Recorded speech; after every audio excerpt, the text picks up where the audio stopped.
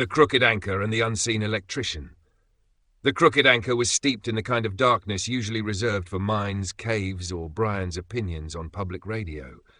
The power had gone out earlier that afternoon with a grumble and a faint pop, and no one had dared move much since, except Pete, who was inexplicably playing darts. In the pitch-black lounge there was the unmistakable thud of a dart hitting wood, then a flicker of flame, then a sharp, papery hiss. "Oi!" Brian shouted as a dart speared clean through his newspaper.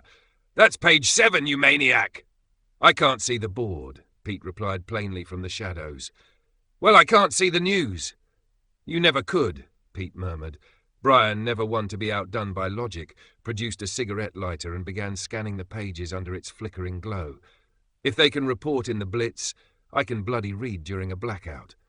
Out in the kitchen, Clifford was giving a masterclass on how to light a candle. "This is the wick, Warren. It's the heart of the candle. You must approach it with reverence." Warren held the candle like a newborn bird. "And this brings fire?" "Yes, but too much reverence and it won't light. Too little and you'll burn the curtains down. It's a tightrope of power and grace."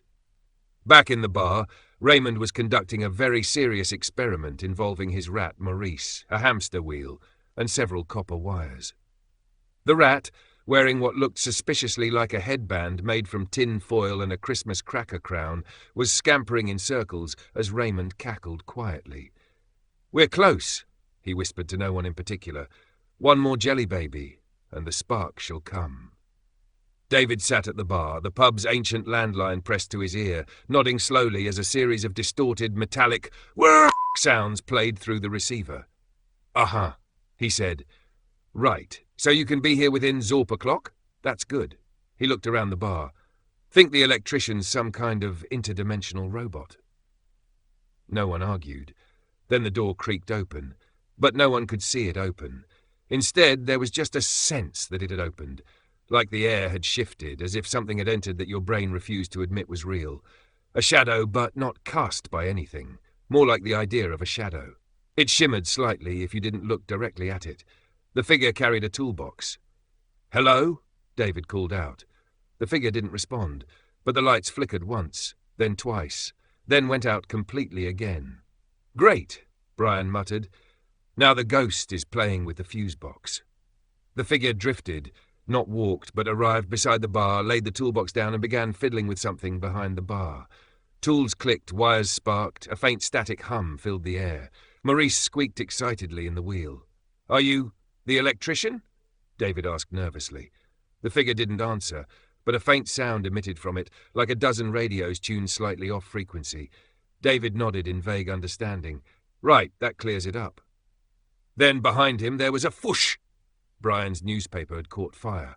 "Fire!" he shouted, waving the flaming broadsheet in the dark. "I knew this would happen if I kept reading." Pete sighed. "You lit it with a lighter." David grabbed a dishcloth and smothered the flames, sighing heavily. Then, as suddenly as it had all begun, every light in the Crooked Anchor flickered to life. The jukebox spun to life, playing an old poker tune that no one had selected. The figure was gone. No one had seen it leave. No one had really seen it at all. Raymond, eyes wild with success, pointed at Maurice. "He did it! I told you! My boy powered the pub!" Warren, holding a perfectly lit candle, whispered reverently, "Magic." David picked up the phone. It was still buzzing with otherworldly static. He hung it up. Just another perfectly ordinary, totally inexplicable day at the Crooked Anchor, where the electricity might be ghost-powered, the rodents are inventors, and reading the paper may result in spontaneous combustion.